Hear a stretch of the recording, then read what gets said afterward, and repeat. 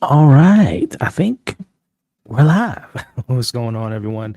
Put a one in the chat if you guys can hear me. StreamYard was acting like weird when I first got on here, saying the audio was cutting in and out. So put a one in the chat. Do me a favor. Let me know if you guys can hear me loud and clear before we get too deep into tonight's festivities, which this is what, week 3 of our here. Let me see. Okay, thank you. Week 3 of our live watch party / after show following the watch party. So it's been a journey. It's been a journey. I don't know about y'all, man, but I have been I rewatched the second episode a couple days ago. And if you joined me last week, I got a little teary at it, but I full out had say a mental breakdown, but I had a even more emotions on a rewatch, man. It was a very powerful episode. I'm still kind of shocked, obviously, by it all, but also just the sense of how early that event happened. Again, knowing, not having played the game, as I said many times, but knew certain events, that being one of them. I was definitely in the camp that this is like at least episode 5, if not the finale type of reveal, and they brought it out a lot earlier. So and the discourse has been really interesting. I remember 2021 or 2020 or 2021, whenever the second game came out. I remember the discourse around that and the huge amount of negativity. And again, that's how I knew about what happened, because it like penetrated pop culture as far as how upset people were. And I would say this time around, there's still ugly people on the internet, obviously, but I don't feel as much negativity for what happened. I think people already kind of braced themselves because of what happened in the game. But luckily, I haven't heard too much bad thing. Like, I haven't heard, HBO having to come out and speak for the actors like Caitlin Devers to defend her. So I'm glad, at least from what I see. We're all in our corners of the internet, but at least from my corner of the internet, I haven't seen as much negativity as I remember from the video game, as far as the pushback for the decision, and also the vitriol towards the actor, which was insane. So yeah, man, what an episode. Great episode, emotional episode, epic episode. And tonight we find out how it all shakes down as far as the aftermath of the events, which will be interesting. And is it ready? Is it already loaded? Let's say watch season 2, episode 3. Oh, it is. Okay. Let me get my mouth shut and get this party started. It's already ready. So, as you all know, if you're tuning in for the first time, thank you. And for those that's coming back, I appreciate y'all. It's always lovely seeing the same names in the chat. And you know who you are if you've been here for the last 3 weeks. So I appreciate the continued support. But if you are new, the watch party, what it does is, I won't be playing the episode due to copyright reasons, but I will be pressing play on my HBO Max, and assuming you all will do the same, and we watch it along. We commentate along the way. We pull up some comments along the way and have a good time in doing so. And then following the watch party, we have a live after show, kind of breaking down the episode, scene by scene in most cases, with my thoughts and whatnot. So with all that being said, let me get my setup situated, and we'll get it going. Get the timer ready. And as far as I get this set up here, I anticipate this episode to be a little bit of two things. I think we're going to get a little bit of, obviously, with the aftermath, but I also think we might get some flashback sequences, or at least alluding to flashback sequences between that 5-year gap with Ellie and Joel. I would not be surprised if that happens, but let's find out. Let me get my headphones set up here, and we'll check out, which is episode 3 of The Last of Us, which is does not have a title yet, but it is 57 minutes long. So let me know in the chat if you guys think we're going to get any Abby tonight, if we're going to follow up with her, or if it's just going to be strictly Ellie, and where the heck did it go? And Tommy and all those folks, and get their reactions. That's weird. Episode 3 go. Anyway, let's press play in 5, 4, 3, 2, pressing play now. And by the way, I play all the trailers and previously on. Just makes it easier to sync things up for those at home. And right now they're showing a trailer to she's like a Steve Carell film. I think this is the one with the director of Succession, which is one of my favorite shows of all time. Yeah, Jesse Armstrong. Yeah. I have to check this out because I'm a huge Succession fan. One of the best of the best. Oh snap! Rims, what's going on with super chat? Sending love, Elliot. Hope all you hope you're doing good. Hope you're good. I am doing good. Especially seeing your name in the chat and seeing all the wonderful people in the chat. I'm doing really well. Hope you are doing the same. Thank you for the love and support throughout the continued years and throughout these streams that I do. So I appreciate you, Rims. So I hope you're doing well, you and yours. And it's always good to see you. Thank you so much for the super chat and the love and always showing up. I appreciate you. This feels like I'm just looking at this briefly looking at this trailer. It looks like Mountain Head, May 30th, HBO original.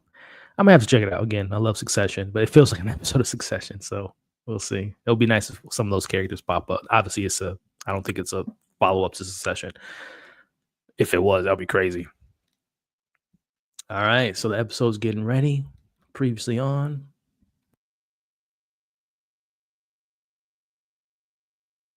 They better not like show the event. Always good to see your rims. See what's going on.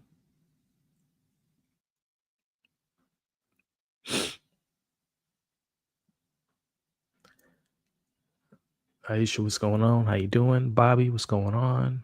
How many times did you watch it? I watched it 3 times and cried every time. It gets me. It really got me emotionally. Let me know when the episode starts. Yeah, because I'm playing the trailer now. So I already pressed play and they're just showing what happened last week. So it should be starting here shortly.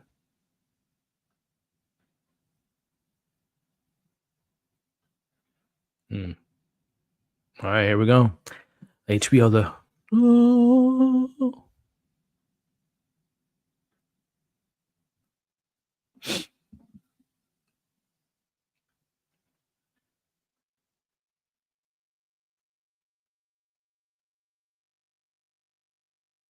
already with the somber music and the burnt bodies. Oh, and by the way, we weren't tripping last week when a lot of us were saying this has like Game of Thrones vibes, Battle of the Bastards vibe. Like I saw some of the behind the scenes and a lot of the creators were inspired by Game of Thrones episodes. So that is definitely what they were trying to accomplish as far as scope and scale.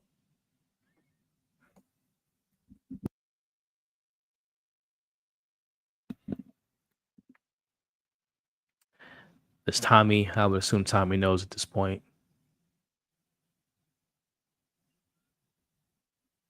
Yeah, I think I'm pretty sure that was Joel, right, with his watch. Damn.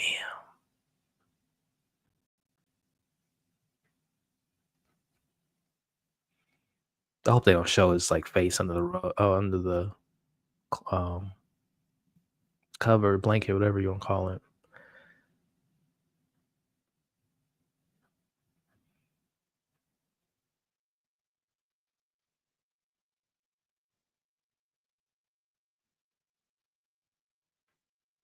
Damn.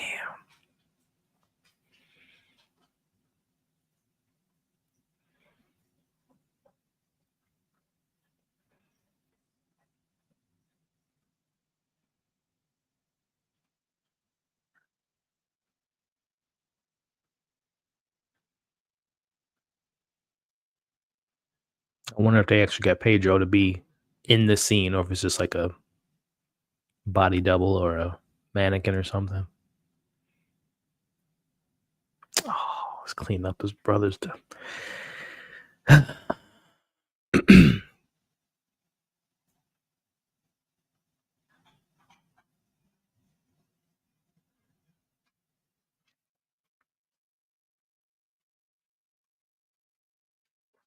Oh, give Sarah my love. Oh, come on now. Tears already? Come on, man. Still recovering.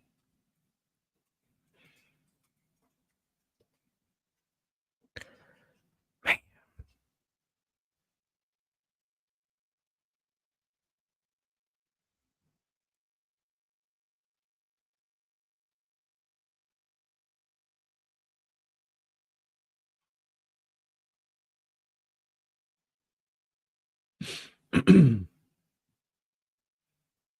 Yes, it's got to be a flashback.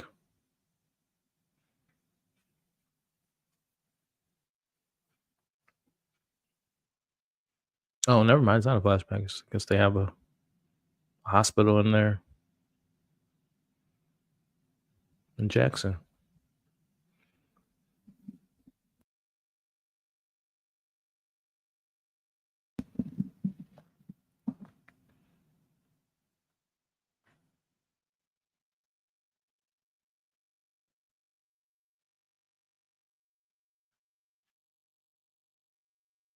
Oh, wow. PTSD.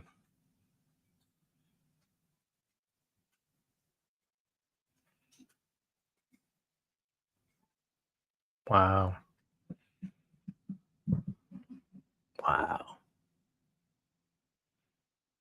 Man, this show is relentless, man. Just doesn't let your emotions take a break. I respect it though. It just goes to show how much we care for these characters and how long they've, like, we've grown to love them, man. Even as a video game player for the first one, you have another appreciation for the live action version, and it's working, man. Jeez. All right, Ellie, let's get back and yeah, I mean, from what I understand, again, from my limited knowledge of the second game, there's gonna be some vengeance to pay, and I hear Ellie gets dark. So that's gonna be interesting to see that turn of the character, but also her timing gets dark too. So blood for blood, an eye for an eye.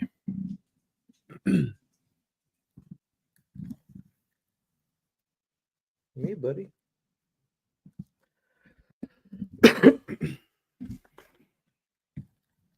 Let's get it.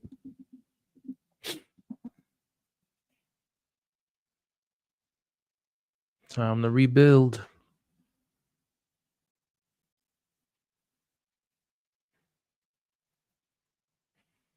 3 months later. Oh wow. To get a time jump. Okay.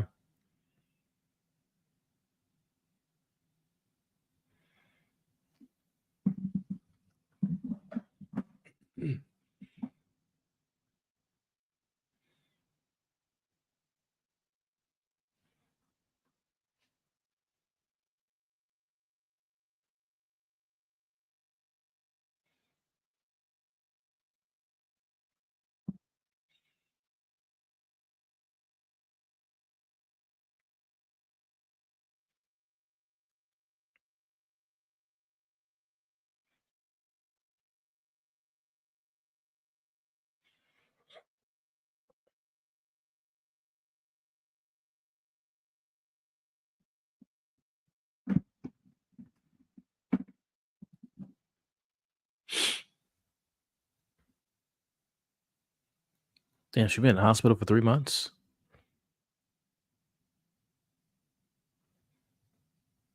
She must have had a collapsed lung or something.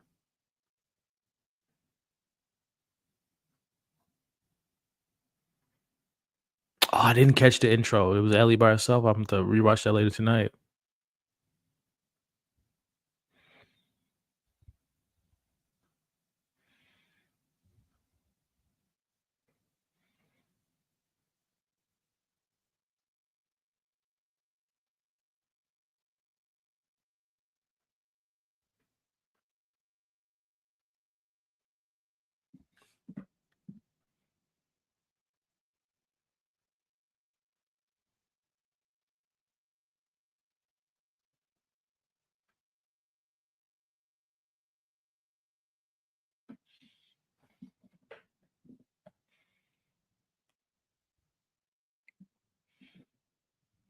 But we know she did though.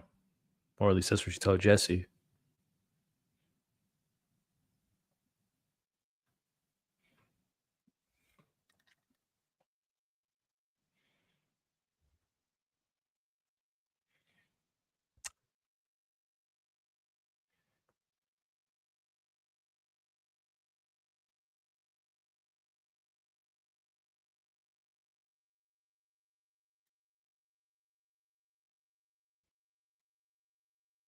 Yeah, Catherine O'Hara in the studio. Oh, that show's so great.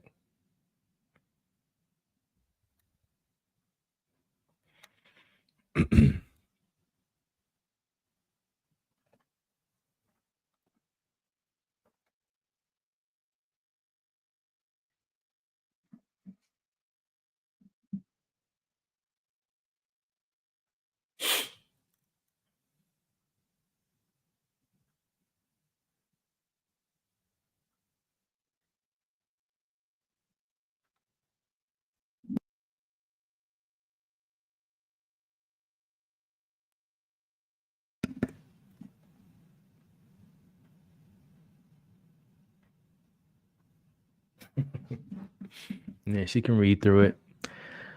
She knows she's still bottling her real emotion of the situation in.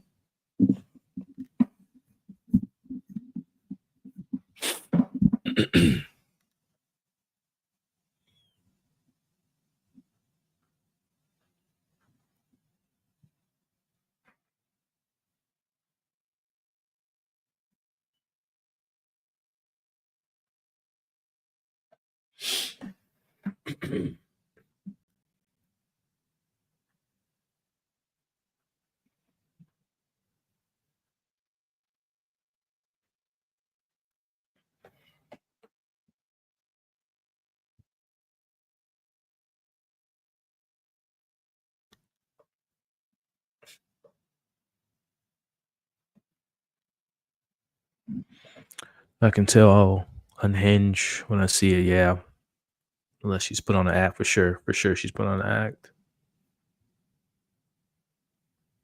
Feels like in the game. What's going on, Tony? Who directed this episode? It scored this already. Peter Horg, I think was his name. I don't remember. Doesn't ring a bell.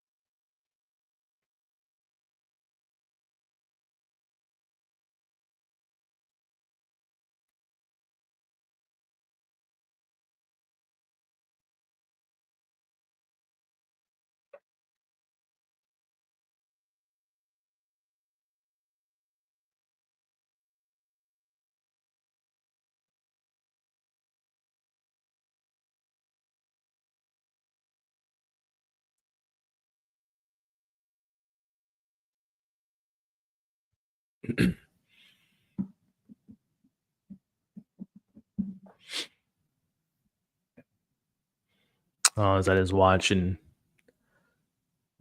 what he was wearing the day he died?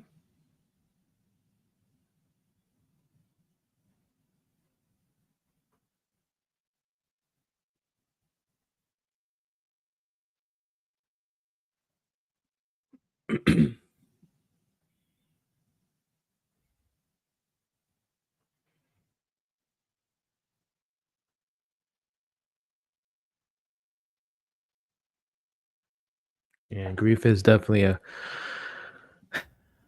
complex emotion to navigate through, especially by yourself, or especially if you don't allow yourself to get help or seek help.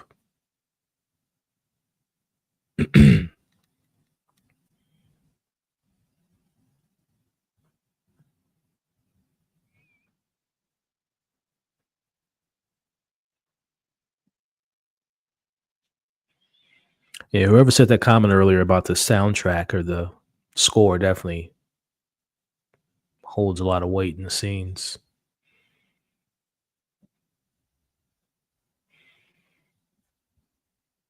Aw.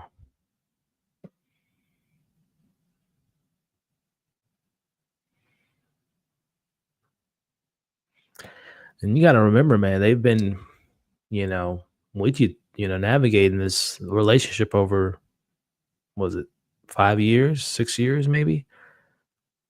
And it's like a lifetime survive, all that survival stuff they went through. It's like a lifetime worth of spending your time with someone.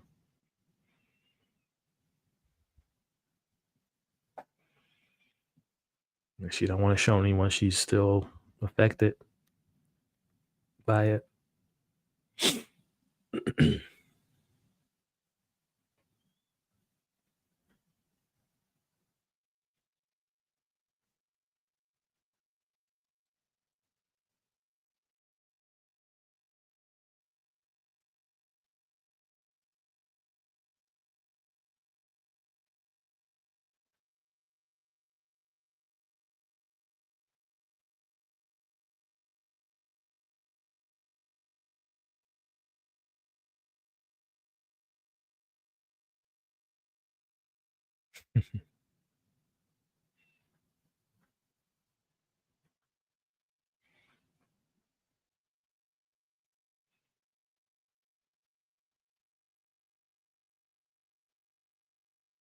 She gonna tell her about Abby and the crew? Oh. Oh, okay. Yeah, she is gonna tell her.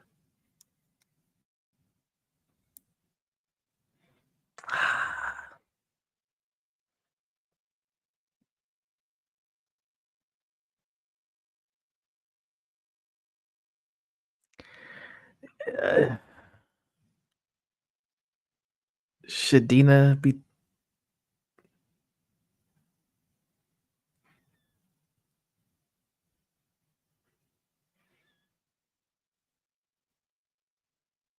Should Dina have kept it to herself?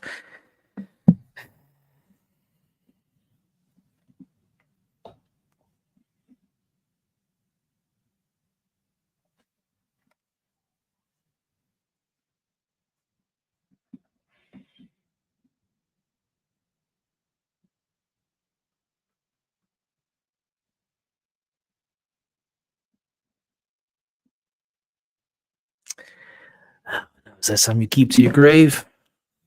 Just to protect Ellie and potential carnage just to come from this? Going to Seattle, I guess so.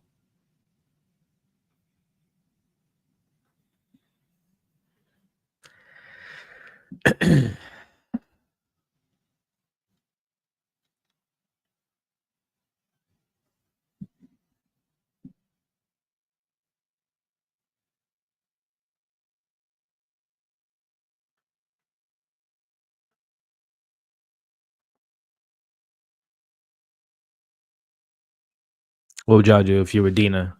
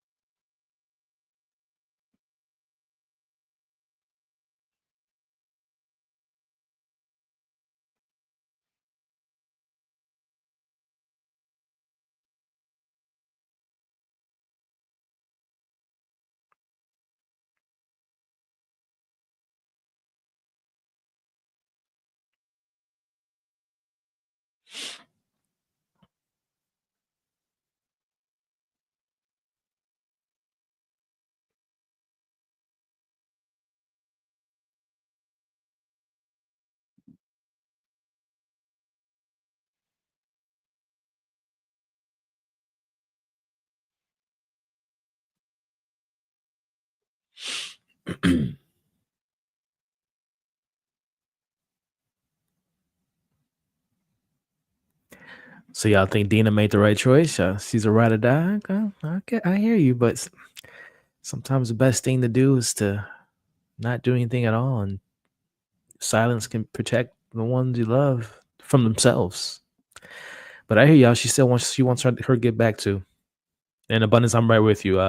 Isabel Marcet is a star, like killing it.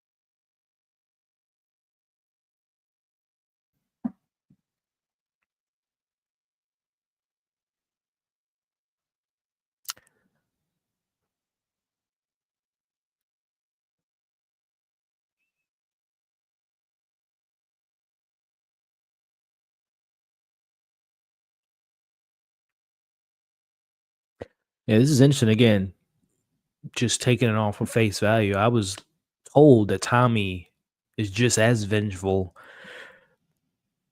to get revenge than Ellie. Um, so it's interesting to see that he's kind of like apprehensive about it. But of course, knowing that the game and the show did it a switch up, that Tommy wasn't in the room when his brother died.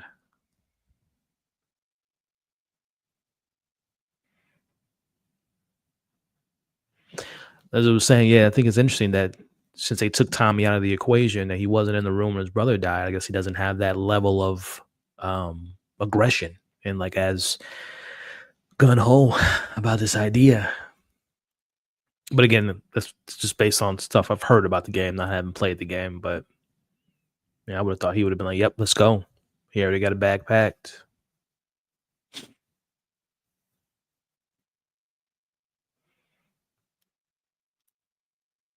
Hashtag slide for Joe.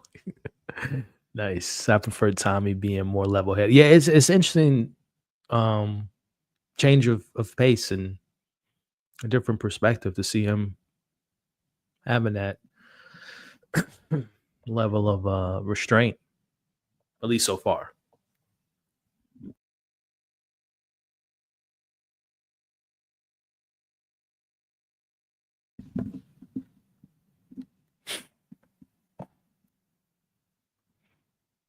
Look at these people. There's scars on their faces.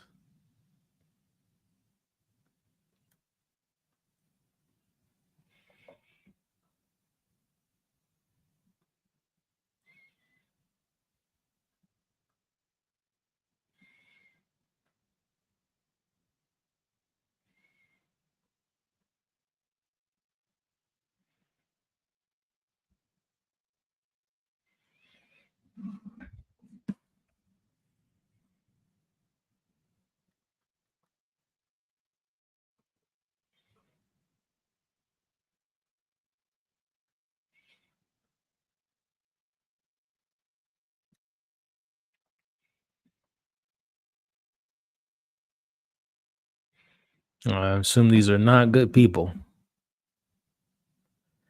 Is this Wolf or something else?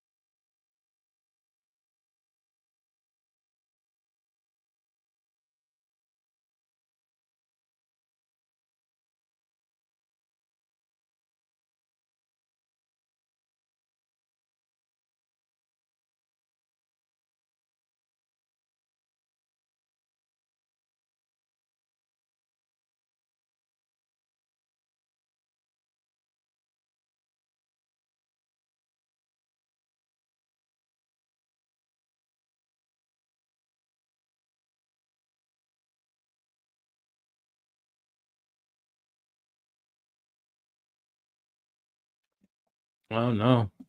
Never mind. I guess they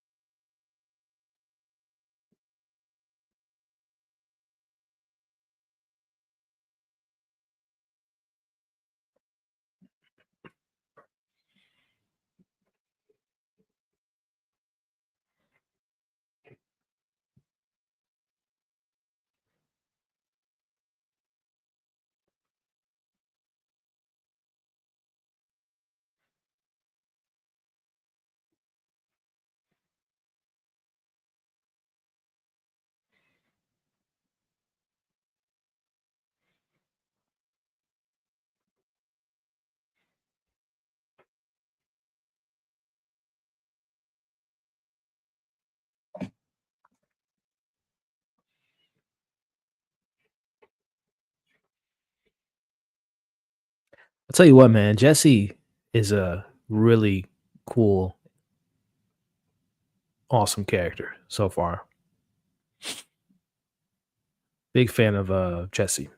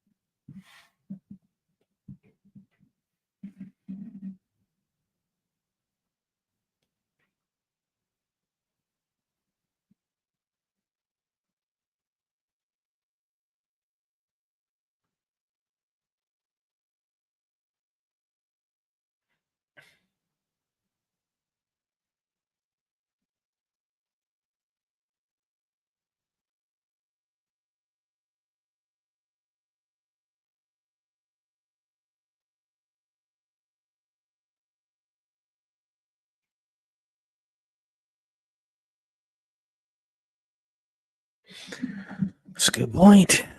That's a good point.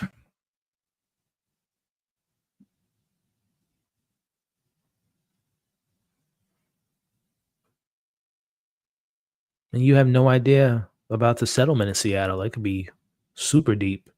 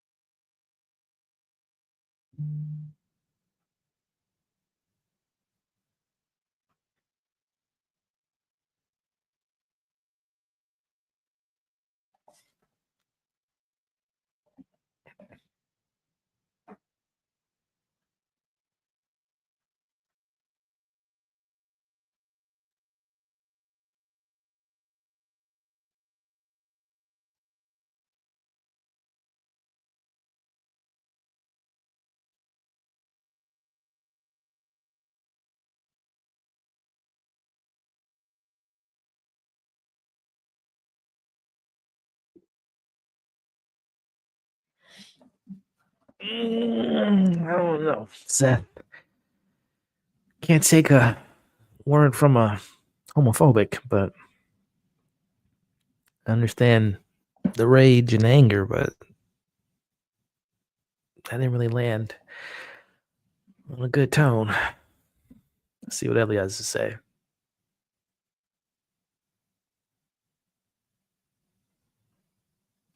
The cycle of murder will continue at some point. It has to stop. Yeah.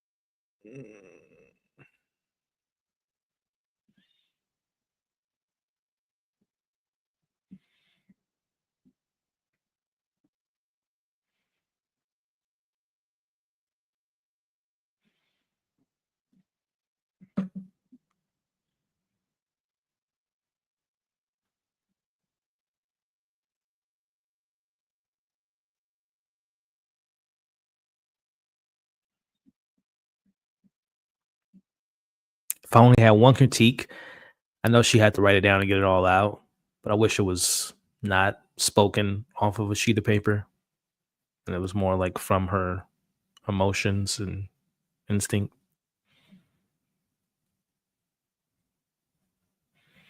But other than that, the words were, the words carry weight. I just wished it was for more of a, you know, no paper involved. It was kind of distracting her, keep looking up and down and almost kind of not believing what she's saying.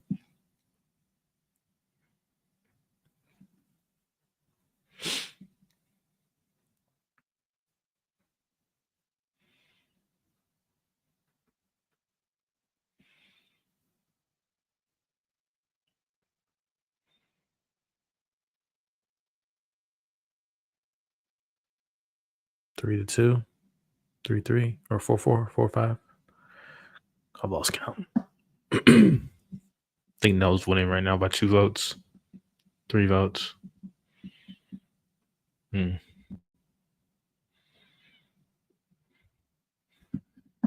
I mean, she's gonna go anyway. We know that.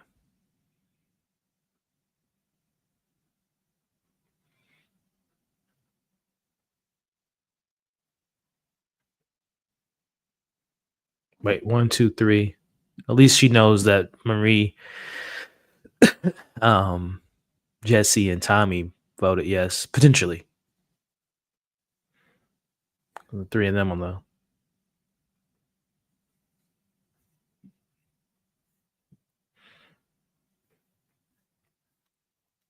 I mean, she's gonna go anyway. She might not have the 16 people, but she's gonna go.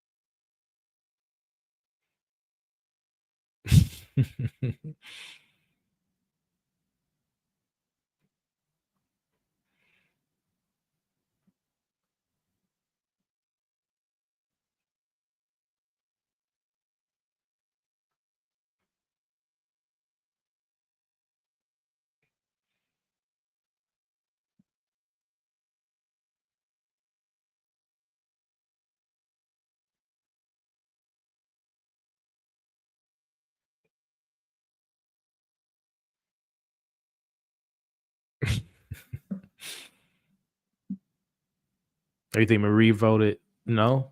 Interesting. Kids need cheering up. Oh, about the baseball league. Yeah. Keep their minds off of it.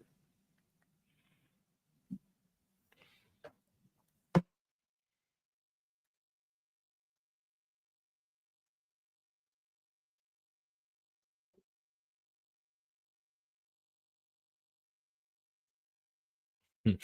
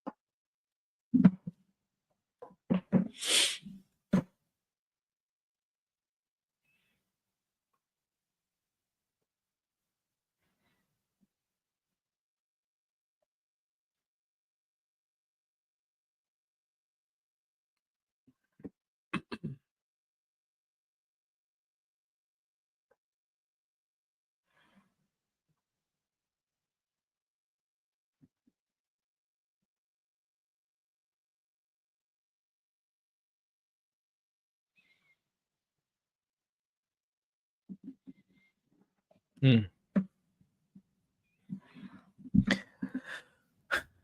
These girls keeping it honest, keeping it real. She's not a liar. She seems to speak her mind quite frequently, which I like that about a character. Who heals the healer? That's a good question.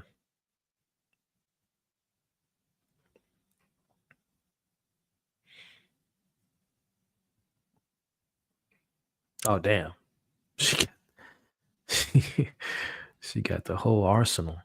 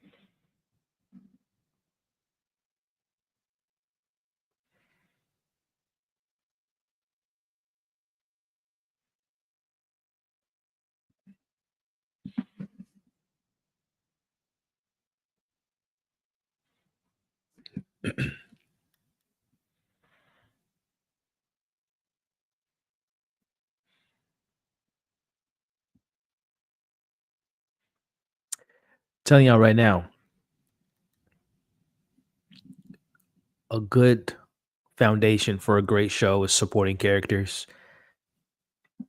Dina, Jesse, Tommy, Gail. These are some good supporting characters, man. And some great actors in these roles. I just love the energy from Dina.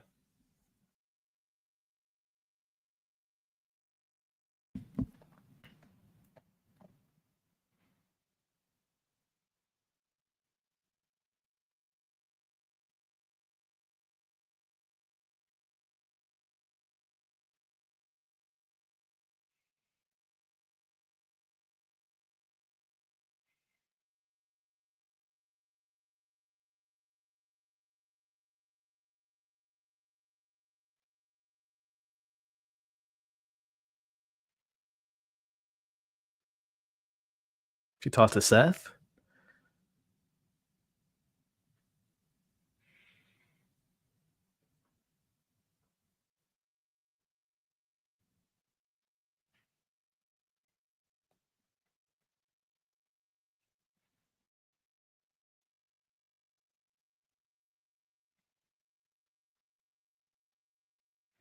Yeah, man. She's just a natural. Isabel Marcet is just a natural. I don't know. Was the first thing she did, or the first thing I saw her in was Sicario, or Sicario 2. Wasn't that great of a movie, but I mean, she was going toe to toe in scenes with Benicio del Toro and Josh Brolin and them. And then, yeah, Seth, I figure it'd be him. Yeah, good little redemption. It's a good little redemption, a little arc for the character here. That's pretty cool. Good writing.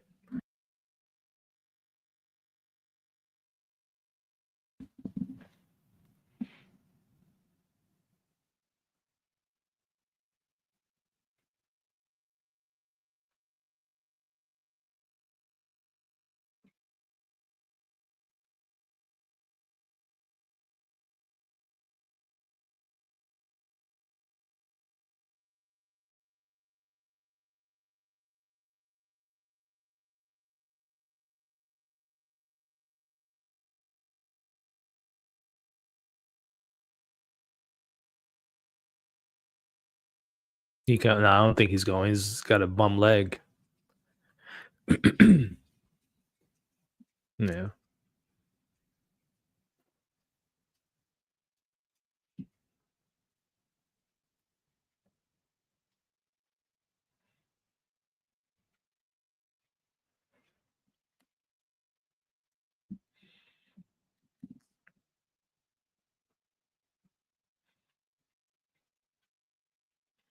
I didn't think they were going to give much to Seth after episode one, but he's had a little interesting little 3 episode arc going so far. From the comments to the apology to handshake.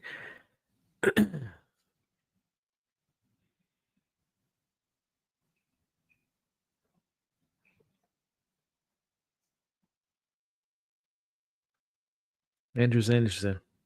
He was sorry, y'all. I guess so. At least he's on the path of showing that he can change, you know? That's all you can hope for.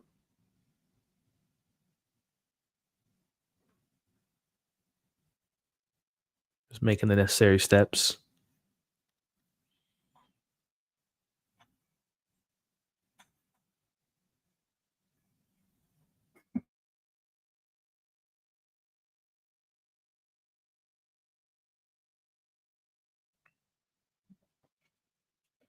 Sometimes these person you expect to come through. Time and need, yeah, that's right.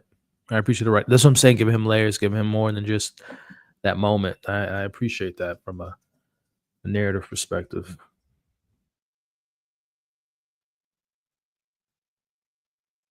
And it's just that this is a continued idea of this show and the season that people can change if you give them enough time and if they put in the effort to change.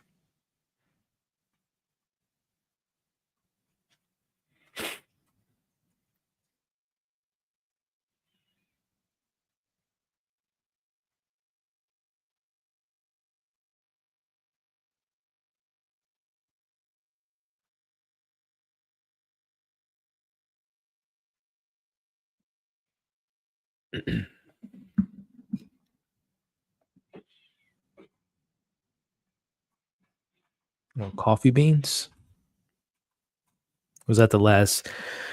We say episode one. He had got some coffee from one of the neighbors. Some good coffee.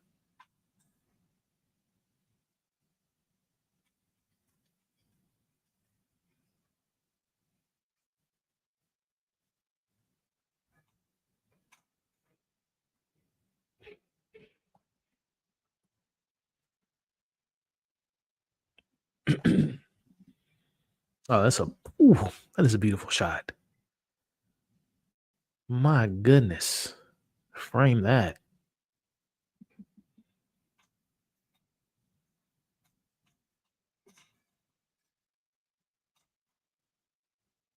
This whole scene is beautiful. But I'm sure Joel wouldn't want her going on this journey. But this is really gonna test Ellie and Dina.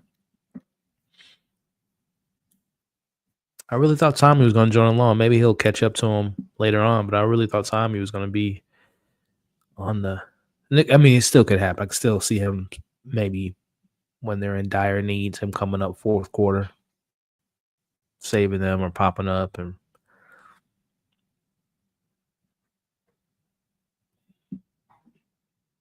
I feel like I'm watching National Geographic. These are just they stunned right now. They flexing cinematography.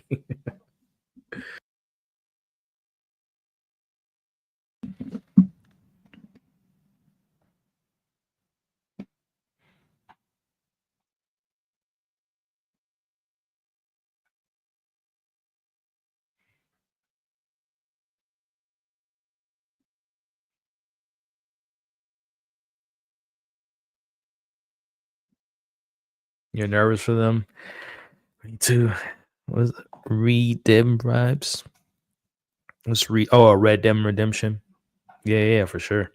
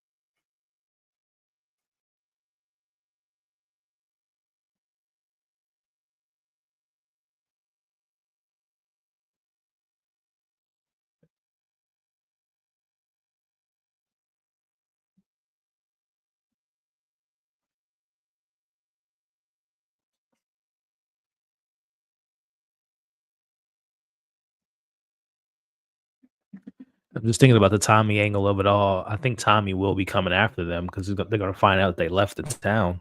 He's gonna try to get him back, but then get caught up in the mix at the same time. I would think. Pretty sure someone's gonna go after them. Even Jesse.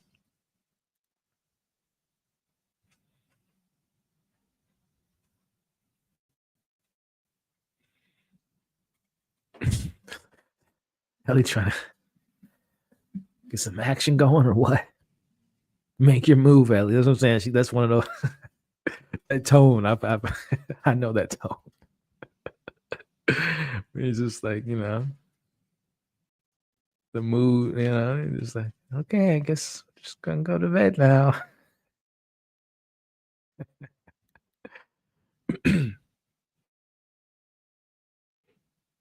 There we go. Oh snap! The stream go out. Am I here? Am I back? Put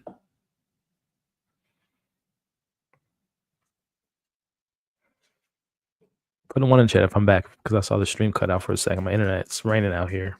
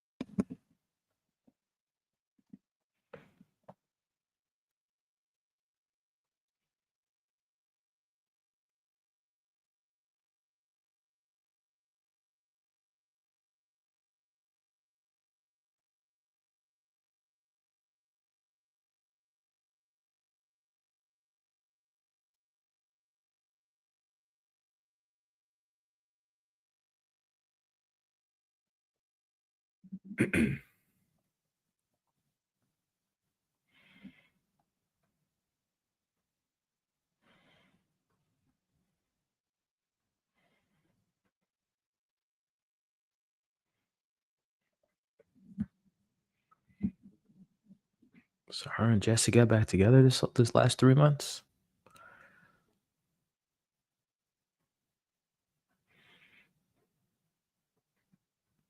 I thought Dina and Ellie were gonna be.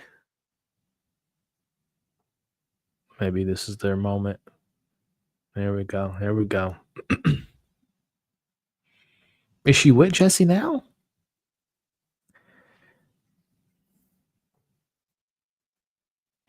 I'm assuming on this journey they're gonna get more romantically involved, but I thought her and Jesse were over.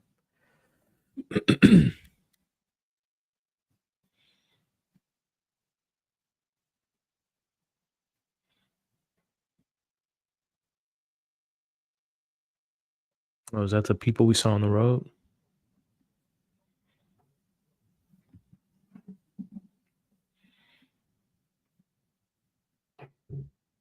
Dina said, "I'll take whoever's available."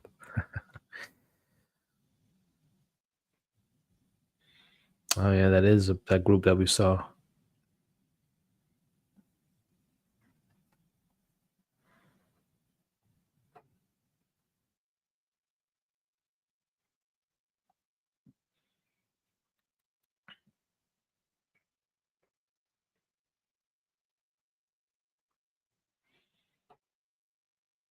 No shoot.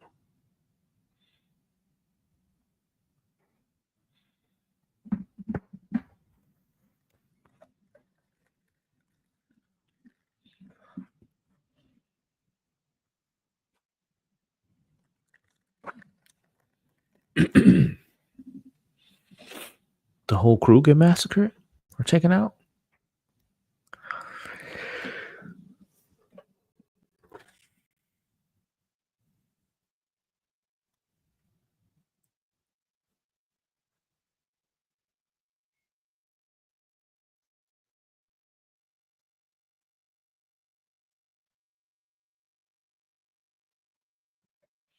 Oh shoot!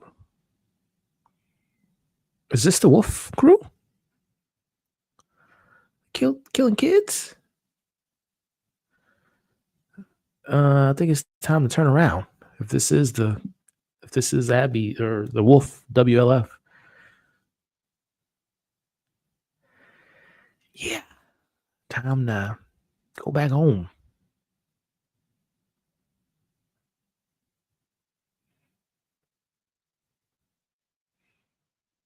Uh-oh.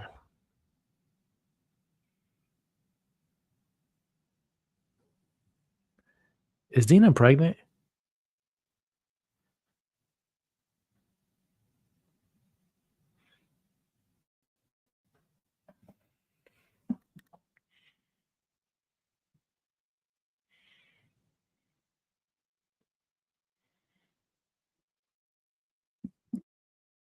Yeah, is Dina pregnant? Her and Jesse been hooking up the last 3 months.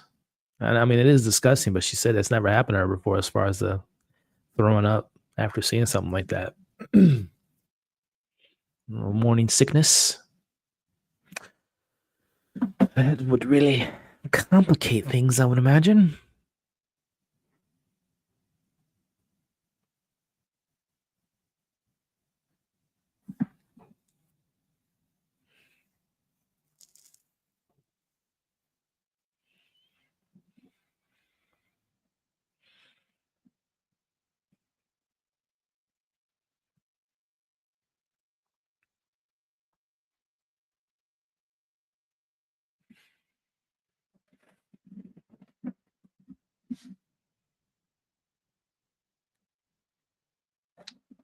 Oh, if she is pregnant, that means Jesse would come for her because that's obviously his baby's mama. Oh boy. Oh shoot.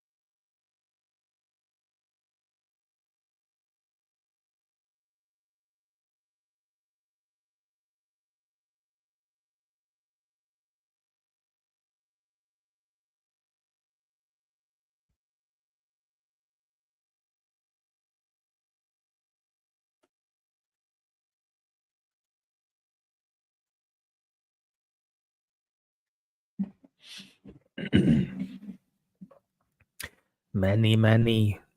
Yeah, he's a piece of, you know what?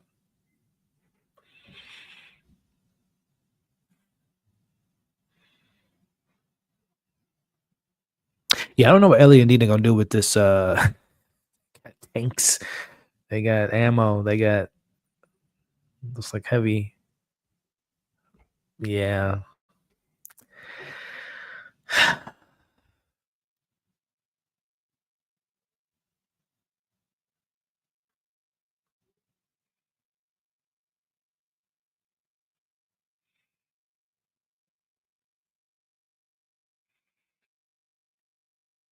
I don't know, Ellie. Bit off more than you can chew, I think. Interesting episode. Interesting episode. Heavy on the emotions. Heavy on the ramifications of last week's episode.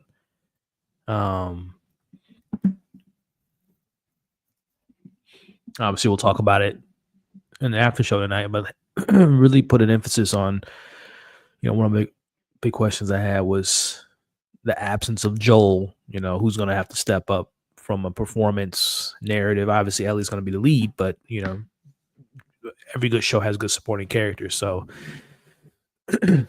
definitely heavy emphasis on showcasing our supporting cast: Dina, Jesse, Gail, Tommy, Seth.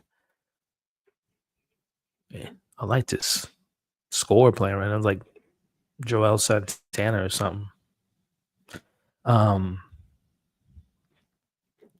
Solid episode. Solid follow-up episode. Like I said, like they carried over the emotions from one episode to the next. We'll watch the quick trailer, take my dog out, and then we'll have our after show. But a solid episode. We'll talk about it more in the after show tonight. But let's see what episode 4 is going to set up. Maybe it's a solo. That Eugene episode.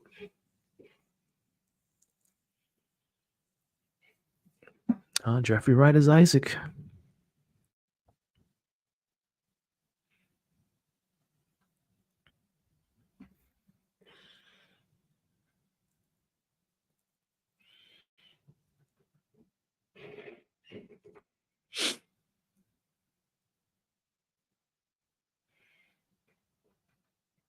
Oh, wow.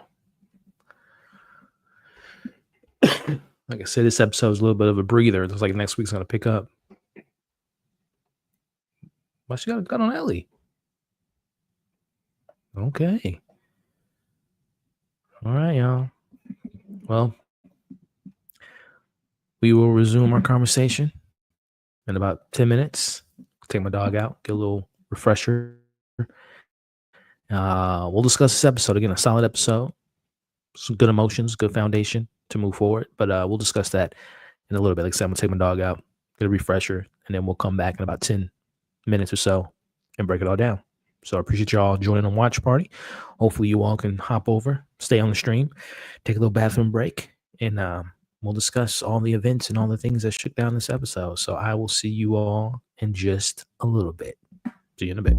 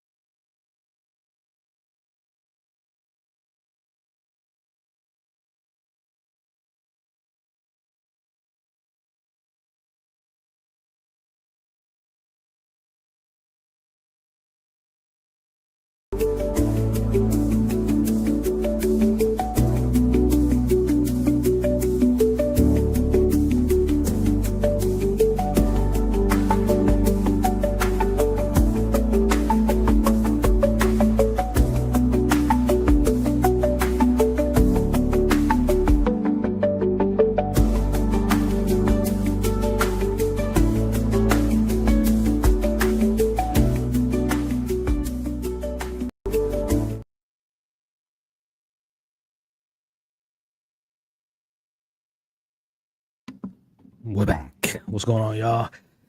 We are back discussing episode 3 of The Last of Us season 2, an episode that I don't know if it's been titled yet. I think it's The Path. If IMDb is correct, I think it's titled The Path. And this definitely sets the path forward for the rest of the season. I think this is a really interesting, somber, emotional follow-up episode, episode 2, that we'll break down on tonight's after show. Again, if you guys have are joining me, that joined the watch party, I appreciate you all. We've been doing this for the last 3 Sundays where we watch the episode together, and then following the episode, we have a discussion about it, and we're doing just that now. So again, just a friendly reminder, I do these live, and then for those that didn't join the live, I make these into like an edited version that I release the following morning. So I'll be doing that here shortly, where I'll do like an intro and an outro, and then obviously take you guys' questions throughout the stream. If you guys have comments, concerns, super chats are open and what have you. So that's how we're going to do it, man. We're going to break it down scene by scene, talk about the highs, and if there are any lows, any predictions. Again, as I told you guys weeks ago, I haven't played part 2, but I'm familiar with certain story beats.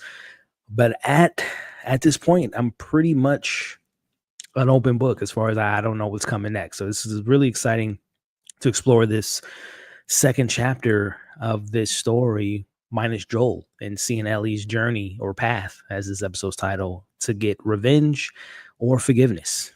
Only time will tell. But with that being said, let me do my little intro, and then we'll do the breakdown. And like I've been doing the last few weeks, I try to find little moments to kind of interact with you all, check in on you all, see how you're doing, any questions you guys might have throughout the breakdown. But I normally like to keep it, just focus on the breakdown. Then towards the end, we do like a Q&A or what have you. So I'll do the same unless like a super chat comes through, and I'll just, pause the conversation and answer whatever question comes up via super chat. But with all that being said, let's get into the breakdown. So I'm gonna do my intro, starting now.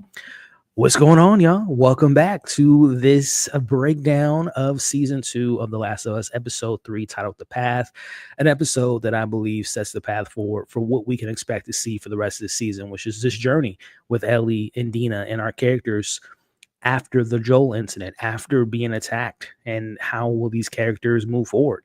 And I think this episode really showed us that this show is obviously going to be following Ellie and her emotions and her journey. Is it going to be a journey of revenge and vengeance, or is she going to come to forgive Abby at some point? Well, only time will tell. But this episode really did a good job of setting the foundation of, when you remove such a big character, a pivotal character like Joel, you have to fill those shoes. And not just with one character, but with several characters. And we saw that in tonight's episode, and we'll talk about that, whether it's a Dina, whether that's a Gail or a Tommy or a Jesse, and all these supporting characters that's going to have to fill in that void. So we're going to get into it. Again, this is an edited version of a live stream that I host on Sunday nights when we watch the episode live, then we discuss it. But of course, this is the edited version. So hopefully you all can join me next Sunday on the live stream. But if not, this is what these videos are for. So with all that being said, let's break down the episode. So for our intro here, let me get this set up. Our first scene here, we'll break it all down. Get the screen ready. Which last? Yeah, we'll go with this one. So our first scene of this episode really sets the mood for this episode. I think this was, one thing about television shows, especially on this scope and scale, whether it's a Game of Thrones or a Succession or anything that HBO has given us for the past, I don't know how many years at this point, a lot of shows don't take the time to let your audience and your characters breathe, to sit in the moments of grief. And this was a moment in an episode, and particularly in this moment here that's on the screen now, really sets the tone for allowing us as an audience to have a breath, to sit in these characters' emotions. And this is beautifully displayed in this opening scene with Tommy. Again, not having played the second game and knowing very little about the game, I know one of the big changes from last week into this week, or I should say last week into the big event of what happened with Joel, Tommy was in that room when Joel was murdered. And obviously that sets a whole different storyline for that character. But knowing that Tommy was removed from the room and obviously Dina was in the room, that changes the dynamic of this story. And to have this moment of this brother grieving and saying goodbye to his brother with the watch and wiping his blood and almost having this solo wake for his brother, really lets you know that this show is not about the let's rush past his emotions, let's rush, let's get these big moments, let's get to the action.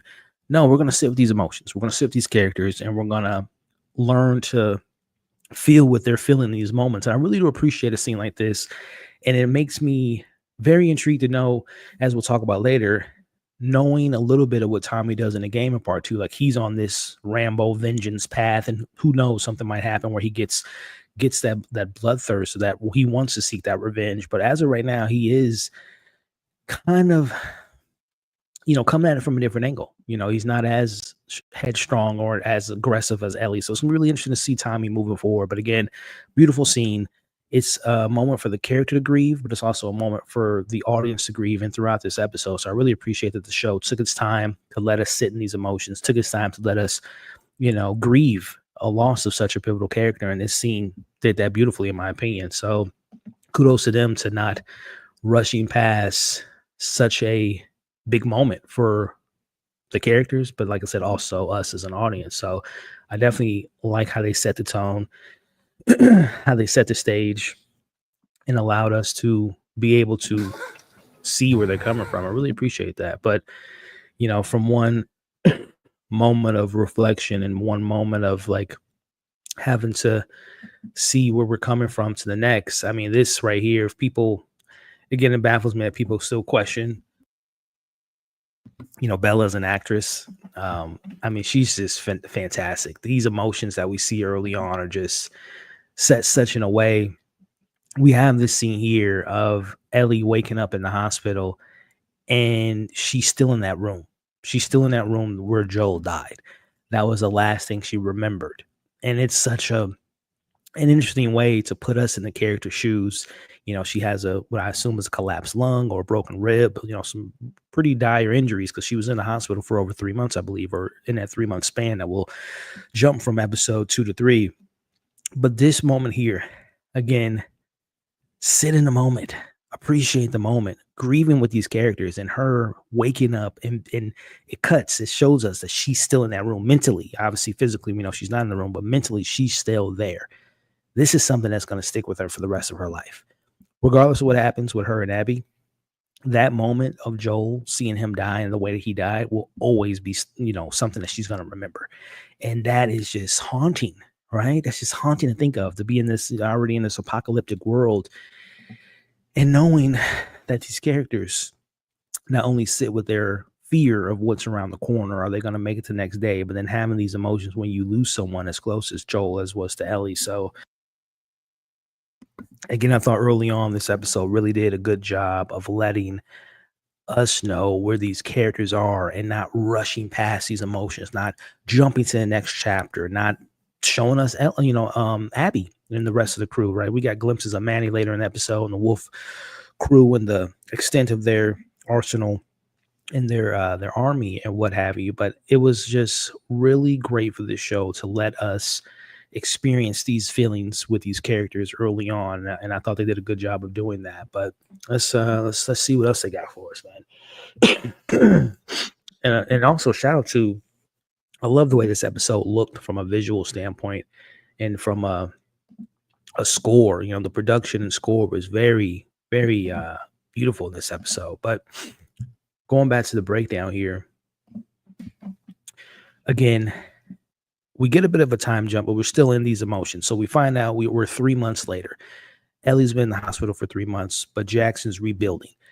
This is a literal rebuild from the town, but this is also a metaphorical allegory of the characters rebuilding themselves, right? Mentally, physically, not moving past what happened, but trying to accept what happened, trying to live with what happened.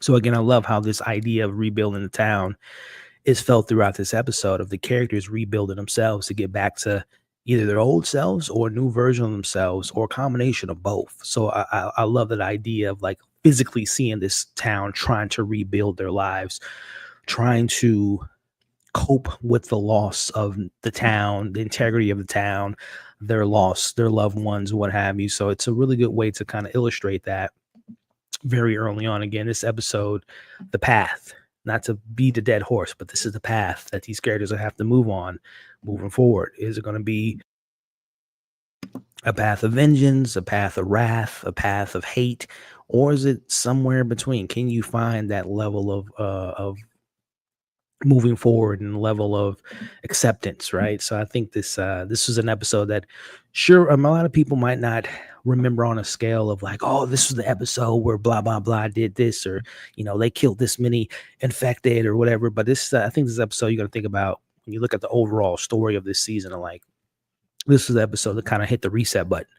This was the episode that kind of reset the characters, grounded the characters in a sense of like, okay, from here on out, this is a different version of the character, or sets them on this path of where we're going to see them at the end of the season. But speaking of characters and rebuilding and trying to set a path of vengeance as of right now, and that's Ellie. We see her early on in the episode being checked in on by Gail, played by the amazing Catherine O'Hare as Gail.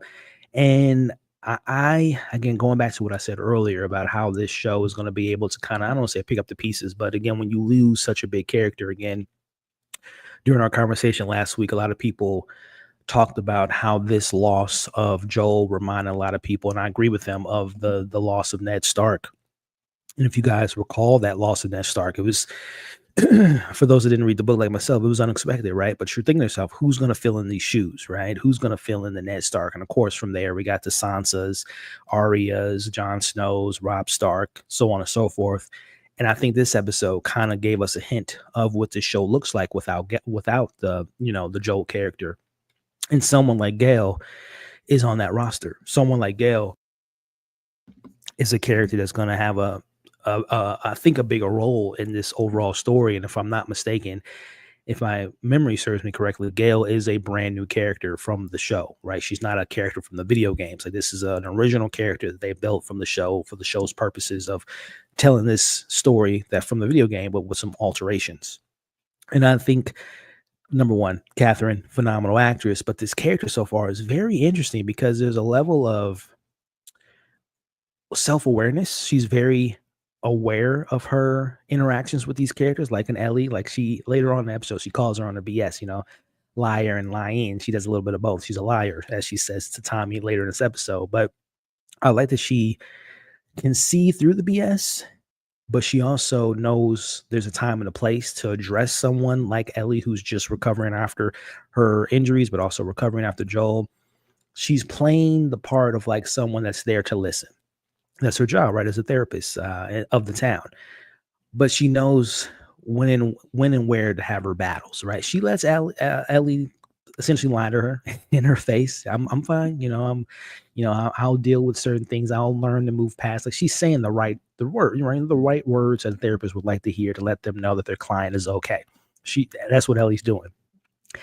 I think Ellie thinks that she thinks she's getting over on Gail, because that's something that Ellie normally does. She's able to kind of talk her way through certain situations and make people believe certain emotions. But Gail is very smart. This isn't her first rodeo. I don't know if the Gail character mentioned if she had any kids of her own at some point, her and Eugene, but nonetheless, she can see through Ellie. And not in a negative way, but she can just see that she's restraining her emotions. She's keeping them at bay. But she knows eventually they're going to come out. But unfortunately for Ellie, it seems like these emotions are coming out in a negative way, where she's seeking vengeance and revenge. But I do like that Gail is a character that is very much aware of these characters keeping their emotions at bay, but also knows when to press on, to be a little bit hard pressed, to kind of pull the emotions out of them, but also keep her distance, to not create this relationship that they're not going to communicate to her, right? She has this kind of leash on these relationships where she knows when to pull the dog in if they're acting up, but also just allow the dog to be a dog. I don't know why I have a dog. I'm literally looking at my dog as I'm saying that. And sometimes as a parent, as a friend, as an ally, whatever the case may be, sometimes you got to listen. Sometimes your friends or your family is in a bad spot, but sometimes you got to let them sit in those spots, even if it is maybe not the healthiest path to go on, but sometimes you got to let people go through their journey.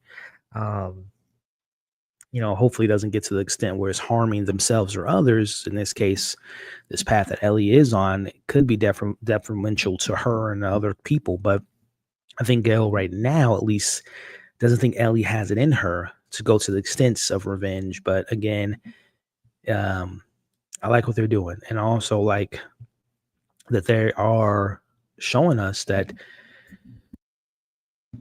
Ellie is keeping her emotions inside. She is bottling these emotions. She's trying to attack this loss by herself. And as you know, not to get too sappy or emotional or too deep, but you know, when you're going through something like this, a loss of someone you loved or a close one, it's not an easy path to go on alone, right? Again, this title, The Path, it's not something that you want to go on this journey alone. So seeing that she is doing this, at least so far, you know, we'll get to how Dina plays into the mix, but as of right now, she is very much closed off and trying to tackle this thing called grief that unfortunately we all have to suffer, you know, in our lives, whether it's once or a couple times. It is something that is a part of this thing we call life. And right now, Ellie is tackling it alone. But one of the things I do love about, again, this episode did a really good job of embracing the emotions.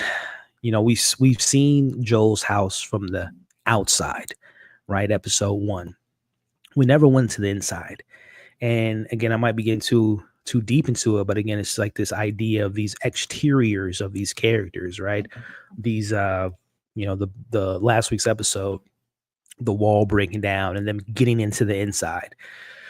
You know, Joel being attacked and being, you know, how personal and how close in proximity it was to these characters. And bringing it to this episode, the exterior of the hardened, you know, sometimes cold and calculated version of Joel, but now we get to go into the inside of his house, right, and get that personal sense of the loss. And something that this episode really did a good job at as well as there was so many close-ups, right? You felt like you were in the shoes of the characters, again, sitting in their emotions, sitting in their grief. That was captured really well, and I love again that we get to go into the house of this character that we've, you know, been led to believe so long as he can always figure out a way. You know, he has that tough exterior. But again, using this scene here as is going into the inside of Joel. This is like going into the inside of his heart, right? Who he really was as a person, a caring, you know, person that wrote it, you know, ride or die type of a character. So I love that we gotta, you know, we kind of physically see the house and it kind of represents the Joel character. But then when you go inside and it's, you know, the way the light comes in, the furniture is all put together nice. It's not a, you know, he doesn't live in a mess. You know, he's a well kept individual, and I love that we got to see kind of that the interior of a sorts of Joel as Ellie kind of goes to the house, goes to his the bedroom, and you know, someone nicely put his watch and his, you know, his last belongings in a box for her to have. You know, we go around the house, we see that Joel was someone that was you know, a tinkerer. He built things from his hands. He was in arts and crafts, right? He's building these sculptures, these ducks, these owls. He was, again, the game in the show when you first meet Joel. Again, he's very kind of closed off. He's reserved. He's to himself. He has a hard exterior, and you just think that he's this guy that doesn't have many emotions, but he's the opposite of that, right? We saw that with the flashbacks with Sarah, and obviously we saw that moving forward with Ellie in season 1 and a little bit in season 2. But again, I love this scene here, and again, it shows this path that Ellie can go on, right? There's the peace, the time, the watch, right? The literal symbolism of the watch and how much time has passed, and she can have time to take in these emotions and maybe move forward in a different way. But then there's the gun, and that represents the violence, that represents the wrath, that represents the hate, that represents the vengeance, the revenge that she has. And I think she takes the watch, if I'm not mistaken, but she also takes the gun, which puts her, again, I'm gonna sound like a broken record, but that sets her on this path. She can't let what happened to him go, right? Which I think is something we're going to see throughout this season, is this journey that she's going to go on. But again, I don't want to understate this and overlook the weight of the emotions in the moment as we see Ellie, you know, smelling his clothes, feeling his presence, crying in his arms, essentially. And this is something that will shake her. Again, Ellie, we love Ellie on the show and the game. She is badass. She is someone that can figure it out, that can hold her own. But in these quieter moments, again, this was the beauty of this episode, is we get to see someone like an Ellie grieve, and she's still going through it. So, and again, shout out to Bella Ramsey, really playing into the emotions, really digging into that bag of like, this hurts. This is something that's gonna obviously stick with her for the rest of her life. But speaking of the rest of her life, there's a character that we were introduced to in episode 1 that seems to be someone that's going to be with her for the rest of her life, potentially, hopefully. And that's Dina. I talked about it earlier. When you lose a Joel, you need your role players, right? When you have a all-star or a superstar Hall of Fame that retires, in this case, that being Joel, you still have a superstar in Ellie. You need to, I'm using a sports analogy here. You need to build your team around, your star player. And we got coming off the bench a Gail. We got a Jesse earlier on in the episode and throughout this episode who I like very much, like the character. You have a Tommy, you have a Marie, and you have a Dina. And we talked about it in the watch party. Isabel Marcet is just a mega star. She is such a good actress. She knows how to play her role, whatever role that is, supporting, leading. And right now, as Dina, she's doing a hell of a job of a character that shows compassion, a character that has wit, a character that has a level of intrigue, a level of charm. And I really like the dynamic between Bella and Isabel. And I really like this scene here. It was a question I asked during the watch party. It's a question I'm going to ask you all that's watching this breakdown. In this scene, Dina and Ellie are talking about the 3 months that she's been gone, the recovery that she's, been through. She's got some cookies for her. And it's not just just because, but it's a forgiveness. It's I apologize. I lied to you. As we find out in the scene when she was recovering, Ellie would ask Dina if she knew anything, if she knew where these people came from, backstory, names, this, that, and the other. And she didn't. But she really did. And the reason she didn't do that, which is a good thing on her part as a friend, she didn't want her to take out the tubes and just immediately go on the road. And she's not fully healthy.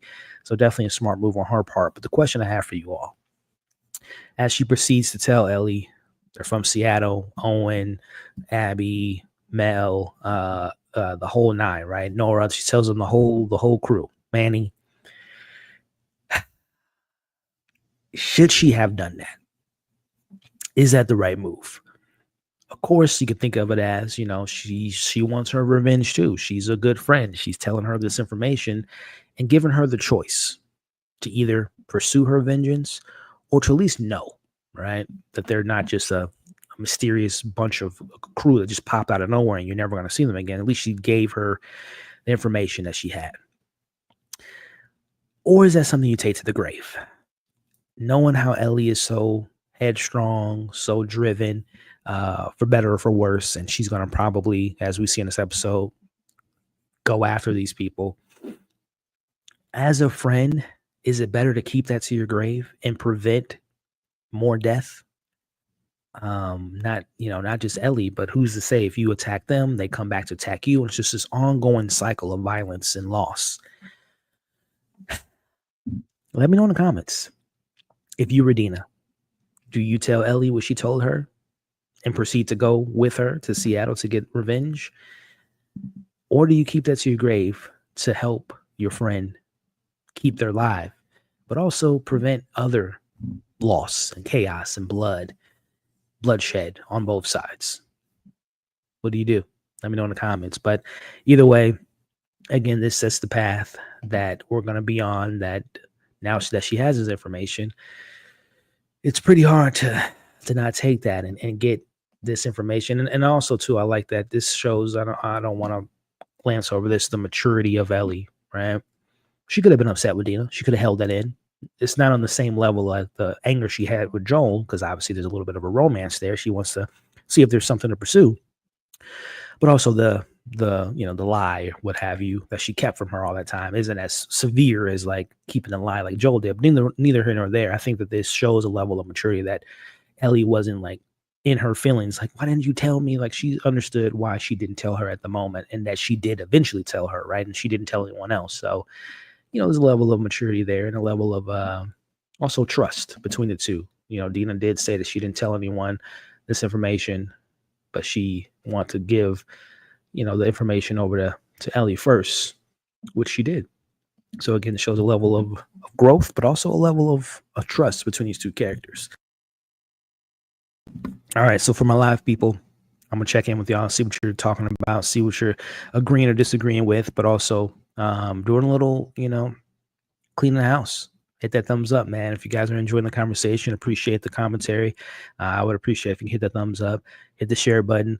And even though, like I said, I'm doing a live breakdown, I try to get to the comments like we're doing now, but keep the comments going and engage with one another.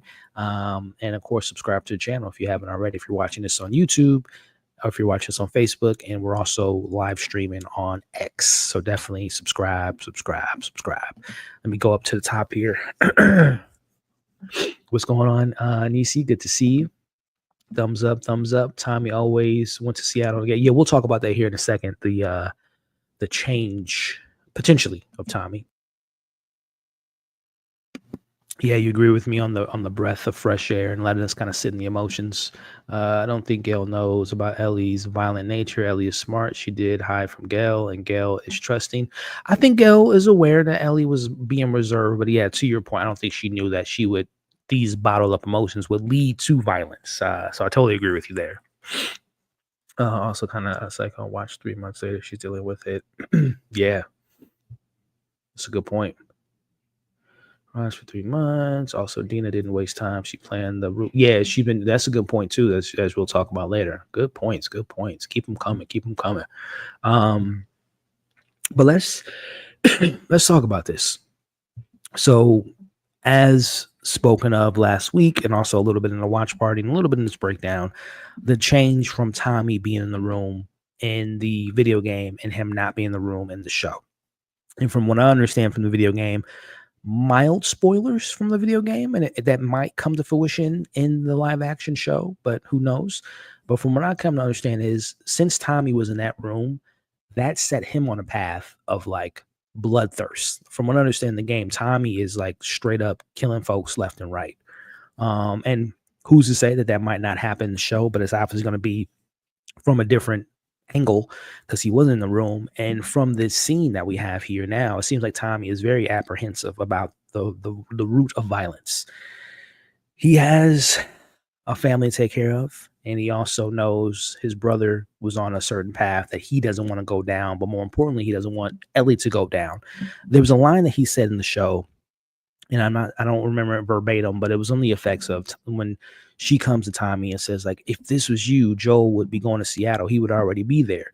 And Tommy says, well, the difference is Joel is dead, right? Like the moral of the story is he couldn't save me because she said, if this was you and he would have came to get you, well, he's dead, right? So there's no one to save. It's just vengeance at this point. You're just doing it to get revenge. So again, it sets this path of him not being as focused on getting vengeance, on getting revenge, on losing his brother. Obviously, he still hurts, still pain there, and there is maybe a level of not being there, but also a level of hate that he wants to get back. But right now, he seems to be very much on the path of we need to save lives versus taking lives. We need to preserve our resources rather than using them and potentially losing more people. So it is going to be interesting to see if the show eventually gets down the path of the game, just taking a different path of Tommy getting to the levels of anger. I don't know. Does that mean someone? I don't know, because I don't think the Abby and them, they don't attack Jackson again. So, in my mind, it's like, what's going to get him on this path of vengeance? Is it the loss of Marie? Is it the loss of someone else? Or is it just like he finds out that Ellie and Dina left and he's going to go after them? And I don't know, maybe on that journey, he gets a level of anger that builds up over this journey. So it's going to be interesting to see how they're going to handle the difference, if this is ever going to happen, if Tommy will be that angry, vengeful, revenge driven character like he is in a video game versus what we're seeing in the show. Very, very intriguing to see how the show handles that, if they handle it at all. Again, they could be very much on the side that he doesn't go down that path, right? That is the beauty of adapting something, is you can make changes, and the show has made a ton of changes, some that fans have liked of the video game and some that others haven't. So it will be interesting. Let me know in the comments if you are a game player, or if you're like me watching the show as it is. Do you want to see Tommy on the journey with Dina and Ellie to get the revenge for his brother Joel, or do you want to see him take a more reserved spot? I think of always do the comparisons with this show and The Walking Dead, and him being like almost the Herschel of this situation, right? The grounded, level-minded individual. Obviously, if you've seen The Walking Dead, you know what happened to Herschel. But I am curious to see what path we see Tommy on. Is he going to be like a Daryl and go out for blood, or like I said, be like a Herschel character? Only time will tell. But let me know what you all think about Tommy moving forward in this season. All right, let's see. Okay, yeah, this is interesting here. Again, this is a all new territory for me as far as some of these new characters. Let me set the stage here, get some screen grabs going.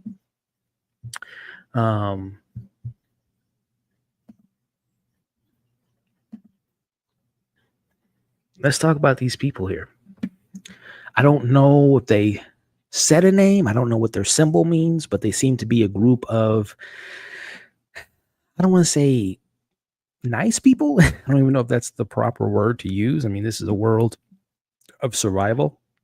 I'm sure these people had to do what they had to do to survive, but they seem to have a path of peace, right? They're kind of on their own, but there's also this level of like a cultish way about them. And I say that because all of them have scars on their face. Even the little girl has scars on her face, almost like a way of accepting them into this society or this ideology that they follow, whatever it is. Again, I don't know if they said a name. The subtitles didn't give them a name. There might be more of them, but we know that this world is split up in all these different factions. So I don't know what the name of this group may be. Either way, they seem to have a level of peace, but if they're pushed to survive, they have their weapons, the hammers, so on and so forth. They talk about a prophet, and the prophet passed away 10 years ago, and the belief is that their essence and their beliefs still carry on, like their legacy.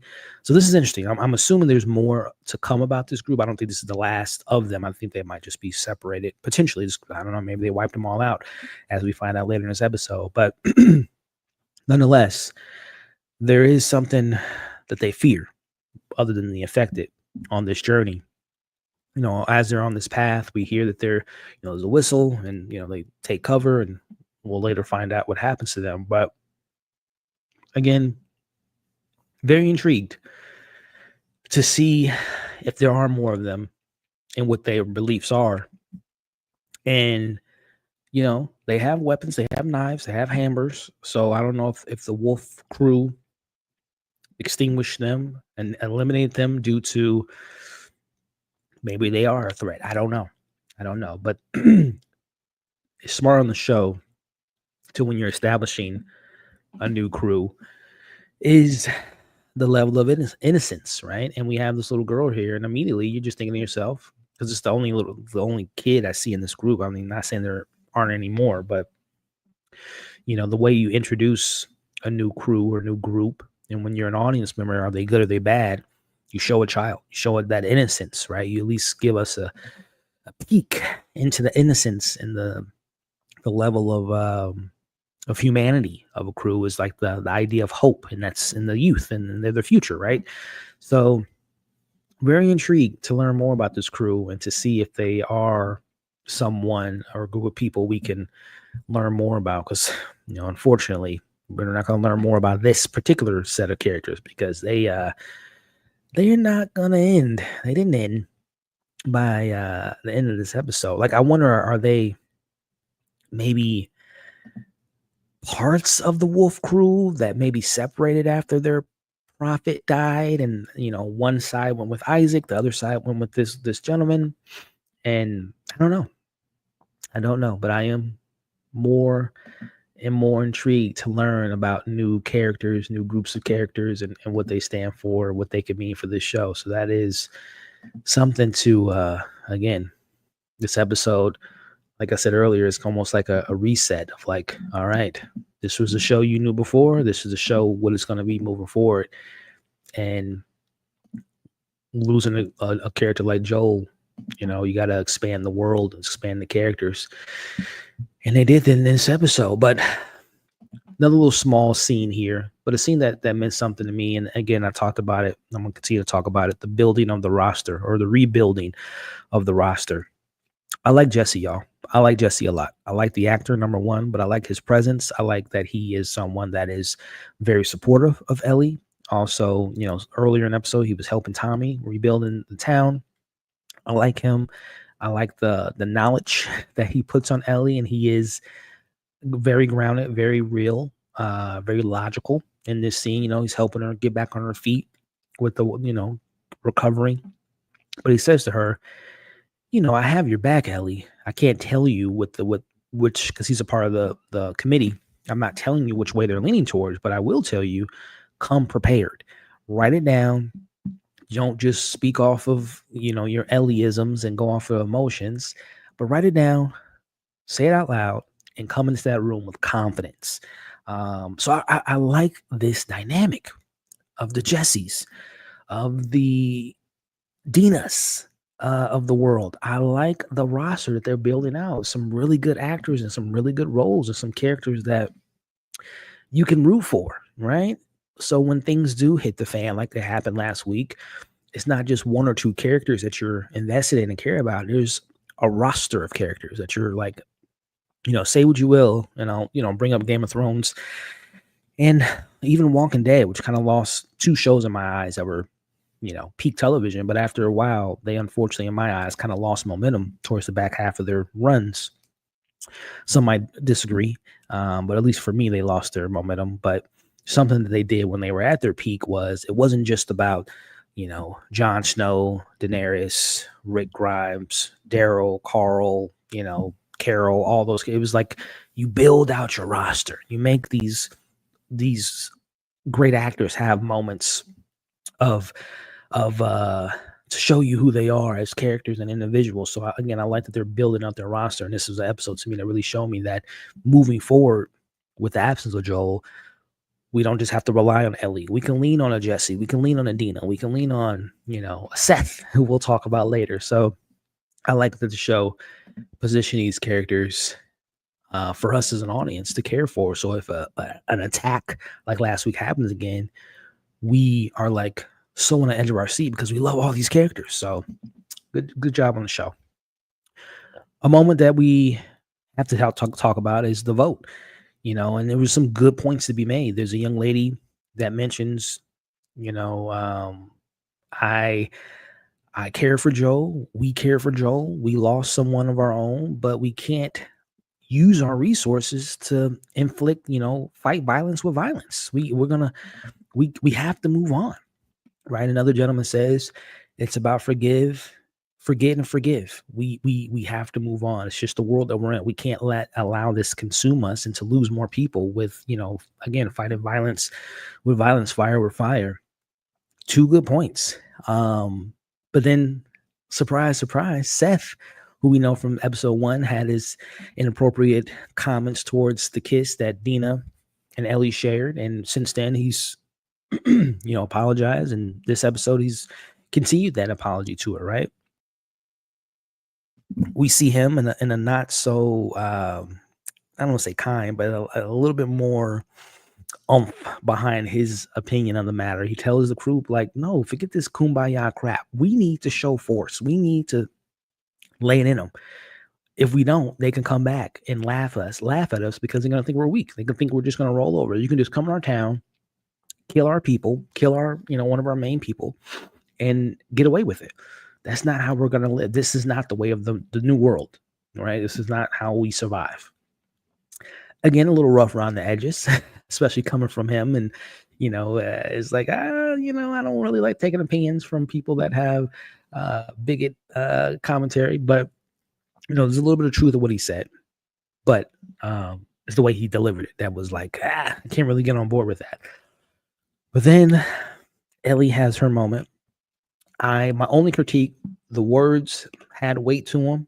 I understand where she was coming from, but I do wish that she didn't have the paper. I wish she would have like memorized it. I don't know. To me, it just would have came off a little bit more authentic, because even, someone like Gail and Tommy, who talk about her speech later, they can kind of see through the BS. Those were just words to entertain, or to at least come in from a softer, more reserved angle for the committee. So I get that, but I just wish that it was maybe she could have made a difference if it wasn't from the sheet of paper. I don't know, but either way, she makes a speech, and again, it at least got 3 people moved. We get the vote. It's 8-3. I'm confident in saying that the 3 votes that said yes to go on and take the 16 best people of their crew and to go to Seattle, I'm to assume it was Marie, Jesse, and Tommy. But it might not, maybe Tommy said no. Maybe Jesse said no. Maybe Marie said no, right? And there was the 3 yeses from other people of the committee. Well, I don't know if we'll ever find out who said yes, who said no, but nonetheless, the majority won. They say no for now, but I know you all knew at home the votes didn't matter. Yes, if they would have said yes, I'm sure Ellie would have been like, cool, I got other people to back me up, but she was going to go regardless. But let me know in the comments, y'all. Whose side were you on? Obviously, as an audience, we want to go on the war. We want to go on the journey. We want to see at least what vengeance looks like. But if you were in this position, if you were in the committee, whose proposition, whose pitch won you over? Was it I can't remember the characters' names, but was it the people that made the point that you don't want to lose more people, you don't want to waste your resources? Or do you side with Seth and Ellie that we need to fight, we need to get justice for the people we lost? Let me know in the comments below which side were you on. All right, let's see. Let's see. Let me go to the comments here, and then we'll get back to the breakdown. Well, let's see what the comments are talking about. Yeah. For sure, see Tommy pop up on Ellie's journey. I think seeing him be more domesticated in the show versus the game will make it even more satisfying if he does join. We least expect. Yeah, no, I like that angle. I like that idea that you're referring to. This kind of, different path that we can see the character on. Definitely. Yeah, they are at war with the wolf. Oh, that crew. Okay. Do they have a name? The prophet was okay. So I guess this is just information from the game that I guess we'll find out eventually, which to me means we're going to get more of them. The group since medieval, they're clearly living an isolated, non-modern lifestyle before the apocalypse happened. Also, you think they lived that way before? Interesting. I like this perspective. And again, I don't know. It seems like some of you all played the game, obviously, because maybe I missed that. Did they say that their prophet was killed by the wolf crew in the episode, or is that just knowledge from the game? Let me know. I love Jesse. Great supporting character. The actor is foreign. The actor, is his name like Music Hero? Is that his name? Either way, I like that actor. I've only seen him in one thing. He was in a show called Beef on Netflix last year. No, 2 years ago. Jesus. He was the younger brother of Steven Yeun. He was great. He was really, really great. And I'm really excited to see his career moving forward because he was great in that show. He was great in this show as well. But yeah, I like that actor. I like Jesse a lot. But yeah. Just join on your no. We still got maybe about another 10, 15, maybe another 20 minutes or so of the breakdown. And then we'll have like some Q&A after. So no, you're just in time. And of course, you can watch the replay to catch up. But no, you're good.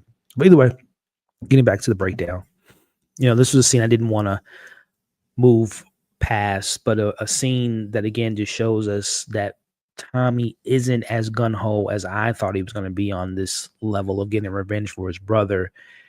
But we have this conversation between him and Gail about him not wanting Ellie to go down this path of vengeance, very similar to his brother, because unfortunately, as we know, while it didn't happen immediately, but eventually Joel's sins caught up to him. His rash or kind of shoot first, ask question later mindset eventually caught up to him, and that was obviously what happened with Abby.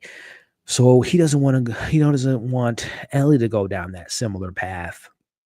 That sure, she might kill Abby tomorrow, 6 months from now, a year from now, but eventually killing Abby might catch up to her. So I like this conversation. Again, this is where Gail tells him that she was very aware that Ellie was lying about how she was interacting with her at the beginning of the episode in the hospital, but also that she was kind of using the more softer approach in her speech to the committee as like it was just an angle, and it wasn't truly how she felt.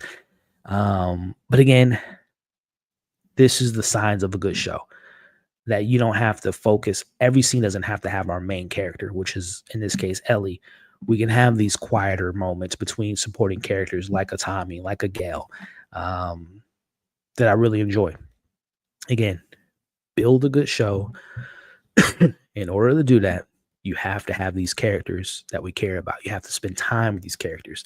They have to have their own storyline. It doesn't always have to be, always surrounded by our lead characters. So a small scene, but a scene that I still appreciated nonetheless. Speaking of appreciation, again, a character that I'm very fond of, and that's Dina. She comes into Ellie's room. She sees he has all her weapons, all the ammo, but she doesn't have the proper tools to go on this journey. She doesn't have medical gear. She hurts her ankle. She gets a fever, and that's where Dina comes in and kind of brings her grounded, brings her back to reality. And she also comes prepared. Someone mentioned earlier in the chat, the 3 months that Ellie was recovering. Dina's been sitting in her emotions too. Like, we found out very early on this season that Dina and Joel had their own relationship, right? I wouldn't say father-daughter, but a respected relationship between the two, a friendship that developed between the two. So she wants revenge too. So she's been preparing for the last 3 months as well. And she has the map all set out that she's been studying and getting ready for this very moment. So again, I like Dina because she's not as, Rambo, kill, blood, like Ellie, but she still has her moments like, no, I want my payback, but we got to be smart about it. I like Dina a lot, man. She balances out Ellie. Again, going back to how do you fulfill the absence of Joel, you have a character that's kind of an amalgamation of Joel, right? She can be a badass like a Joel and Ellie, but she can also be reserved and be smart and take her time and be strategic. So I like Dina, man. A really good character played by a phenomenal actress. So I like this dynamic. I like the setup, and take a drink at home every time I said this. I like the path that they're putting these characters on, especially these two. I like their chemistry, and I like that they're taking the time with there's a romance there. We all know that. Even if you haven't played the games, it's very apparent that Dina is going to be a very strong character, pivotal character for Ellie. It's very apparent. But I like that the show, like I was saying, it's taking its time with this development of their relationship, and not just throwing us right into the mix. They taking time, right? It's the slow burn that always pays off. But speaking of slow burns and potentially payoffs and characters that I didn't really think I would care for after their first introduction, and that's Seth. Again, a good show allows these characters to be morally ambiguous, right? They play in a gray area. They're not just good characters or bad. Well, there's bad people in the world. We know that. But this show likes to take the time to show the complexities of these characters. There's layers to characters that people can change, right? That's a big theme of this show, right? And we see that with this Seth character. Week 1, he said what he said to Ellie and Dina. He apologized episode 2, and he continues to apologize here by showing, he helped them out with the horse. He got them the gun. He's letting them out. He's going to cover them. He has other people that sides with them, and he supports their cause. So again, this is a great example of, you meet a character. We meet an Abby, we meet a Seth, and we think of them as, POS, and they might be that, but there's more to it.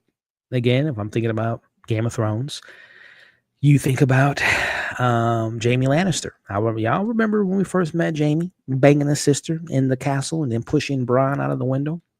And as time went by, I'll just speak for myself. He was one of my favorite characters by the end of the show. I hated the way he went out, as well as Cersei, but nonetheless, we came to really love that character, him and Brienne's relationship, and you find out that there's more to the character than just a macho knightsman that Jaime Lannister was. He had a heart, right? You just had to find it through all the ego that he had. But nonetheless, I bring that up to bring up Seth, right? There's more to him than just the bigotry and the comments he made. There's a guy there that maybe has his own pain, his own experiences, and wants to change. Again, I think that's a thing that not only the show adapts, but a thing that we as human beings in life have to accept, is that you might do something bad one day, but it doesn't make you a terrible person for the rest of your life. You can change, right? So I'm liking what they're doing with all of the characters, but specifically Seth. It just goes to show that this show isn't just concerned about playing in just black and white. They're playing in the morally gray. There's complexities, there's layers, there's different dynamics with different people. So I like that. I like that a lot. But let me tell you something, man. The show doesn't go without its appreciation from a productional standpoint. Not only was the score phenomenal in this episode, the performances were great, very quiet, very subtle, but they spoke loudly. The look of this episode was beautiful. This is a prime example here, and kind of for the next few scenes here, we see Ellie, Joel. Tommy told her that Joel's body is, up the road or whatever. You can go visit it. She says, when I go leave, I'll visit it. And she does just that. Her whole reason for what she's doing is because of this person that died, that she lost. And she wants revenge, but before she gets her revenge, she has to say goodbye to the person she lost, which is Joel. And I think this is a beautiful scene, a beautiful shot. The sun is behind her. And, sometimes when you get these more brighter, hopeful moments and scenes, you think that the character might change their mind, might go down a different path. Take a sip at home, but no, she's laser focused on getting revenge for the person she lost, that she's paying a visit to. And again, this is just a reminder of what she's doing. This is the path she's on because of who she lost, and also the matter about how she lost him. Throughout this rest of this, we get Dina and Ellie, again, building that bond, building that friendship, building that relationship. They're playing little road games, name the band, what have you. And of course, we get the stereotypical, when characters can really get close, it's when they're in dire needs, they're in their tent together in the rain, very romantic. But the show is still, they're playing a long game here, man. They didn't do the kiss, they didn't hook up that night. There's a moment that's revealed in this scene that might point towards pregnancy, and that is Ellie learns that our good old boy Jesse and our good old homie Dina have come back to each other for the last 3 months. They found their way back together, even though they said they weren't, but they, on again, off again relationship. But again, this isn't a game thing that I know of. I'm just taking from what the show gave us, especially later on. I think Dina's pregnant. I'm going to give my evidence in a second, but I think she is pregnant, which would be very interesting. But nonetheless, they don't kiss, but she does acknowledge, she says in the scene, they talk about she was drunk, she was high when they kissed, but Dina lets her know, I wasn't that high. I knew what I was doing. I was very aware of my emotions that night. So very, very interesting. But again, as we kind of wrap up the episode, Dina and Ellie making their way to Seattle. They come across the group that we met earlier in the episode, and they are dead. They are dead. It seems to be that they have been wiped out with no hesitation. Men, women, and children. Now, one would assume that this was the Wolf crew, just due to the presence. They kept bringing them up throughout this episode. So you would, at least I'm assuming that's who did this. But I don't want to get this. I'm just going to show this one screenshot. That little girl, again, that sense of innocence was taken away. But if it was the Wolf group, have things changed? Because if I'm not mistaken, I thought Abby said that they live by a philosophy that they don't kill the defenseless. And that little girl wasn't hurting anyone. She wasn't a threat to anyone. I mean, I don't know their mindset. She did have a weapon. I don't know. But I mean, it's a kid. And they wiped him out. So is this a different branch of the Wolf crew? Is there someone more, we know Abby did her thing. They separated from the Wolf crew to find Joel. Have the Wolf crew broken up? Is there, some side with Isaac, some don't? But nonetheless, whoever did this, which again, I'm assuming is the WLF, they kill men, women, and children, which isn't a good sign for Ellie and Dina. Like, there will be no remorse. There will be no hesitation to kill them if they come across them. So that sets the tone, man. That really sets the tone. But again, going back to what I mentioned a couple minutes ago about is Dina pregnant? I mean, sure, you just came across people getting annihilated. There's, you just saw a dead child, and I would assume their bodies were there for a few days, and there's a stench to it. So it's probably not the most pleasant sight to come across. But Dean throws up, and she says, "I don't normally do this." She's probably seen her fair share of dead bodies throughout the apocalypse. But my reasonings of, is she pregnant, morning sickness, hooking up with Jesse the last few months, this is interesting. And if she is pregnant, that's when you rope in Jesse, follows them, finds them. That's when you rope in Tommy, has to go with them for backup, and how you get those characters in the mix. And if she is pregnant, what does that mean for Ellie and Dina's relationship? And does that set up I'm thinking even further down the line, does something happen to Jesse trying to defend his his girlfriend, and his child to be, soon to be child? Very interesting. Very interesting. Again, I'm not just pulling this out of a hat. I think there's some evidence there that might show that Dina might be pregnant, y'all. Might be pregnant. And there was also, too, a level of like when I think I might just be making this up in my mind, but when she saw that child, I think that affected her, because if she is pregnant, if she knows she's pregnant, I mean, she's going to have her own child, and she doesn't want to, it's the fear of like, do I bring a child into this world because of what can happen to children in this world? There's no prejudice. The kids can die in this world, not just at the hands of the affected, but of human beings. So do I want to bring a child into this world is a dilemma too. So I don't know, y'all. I don't know.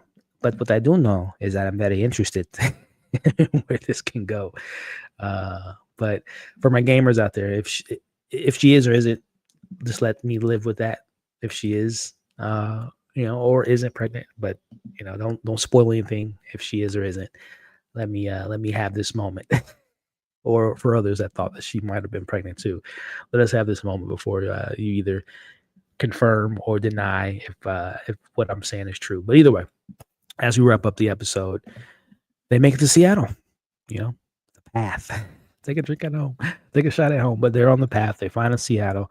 They finally made it, and they're under the assumption, oh, okay, I thought we might have had more there might have been more obstacles to overcome, which I think there are going to, based on the trailer, there's going to be many more things to come for these two. But they're outside of parameters, and we have Manny. He's taking inventory, and we pretty much who we all we hate Manny right now. He's the guy that definitely was relishing in the moments of Joel's death, and kicking Ellie while she was down.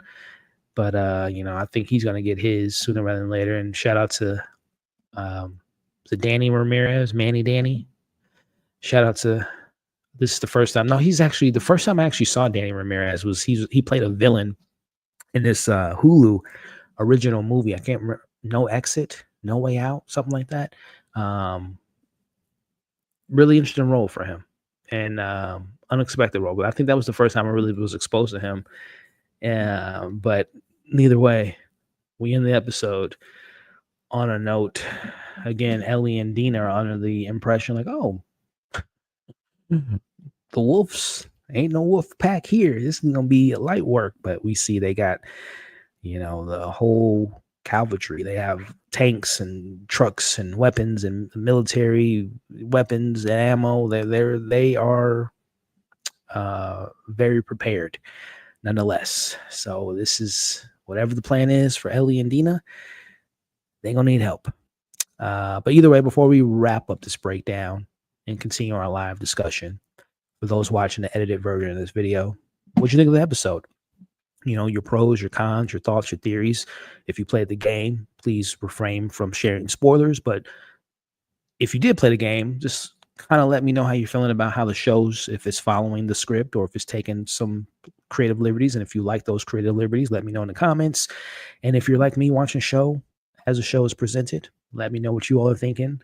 The Dina of it all, the Jesse of it all, the baby, the group, both groups that we were presenting this episode. Gail, Tommy, the whole crew back at Jackson. Let me know what you thought of the episode. Which score would you give it? And let's talk about it in the comments. Again, thank you for watching the edited version. Hopefully you can join us next week. We have a live watch party followed by a live after show. So hopefully you can join me next week. But besides that, like, share, comment, and consider subscribing to the channel. And I'll catch you all on the next breakdown. All right. So for my people that's watching live, I appreciate y'all. Again, these are always fun. We're going to stay live for about 10 to 15 minutes before we wrap it up. But let me know what you all are thinking so far about how this episode wrapped up and all the things that it sets up. Let's see here. Those travelers are peaceful, common people, innocents, brutally killed for good reason? Question mark. Probably not. Your guess is as good as mine. We'll find out.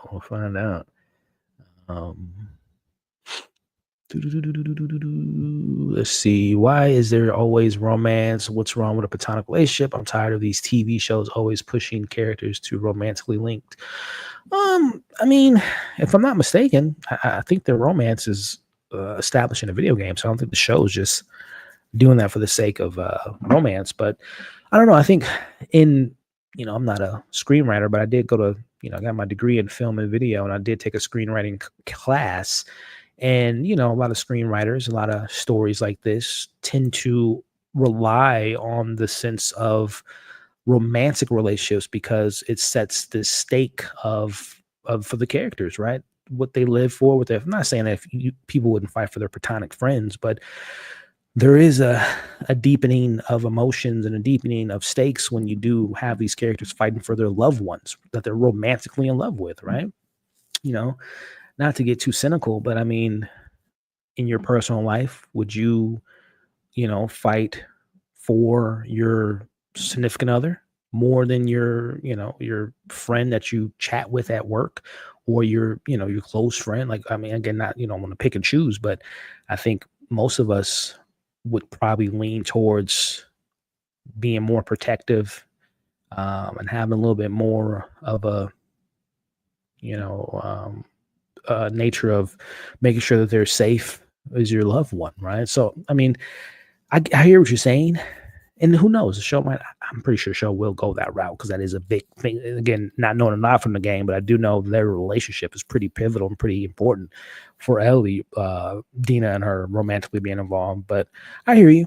Sometimes it does get a little bit little redundant when you see shows and movies only focusing on the romantic angle and not showing a show or a story from a platonic relationship that it could be just as strong, if not stronger in some cases. But I don't think that's the case. And it doesn't bother me. But again, to each your own. I hear where you're coming from, but I respectfully disagree. Curious if Last of Us will do the trouble. That's what I'm saying. We'll see. We will see. If Dina is pregnant, that means she dies this season. I hope not. I love that character so far. I really do. Resources and The Last of Us stress to limit resources while waste bullets on. Yeah, that's one thing about the game, right? From at least from my experience with the first game, is like, yeah, your resources are very important, right?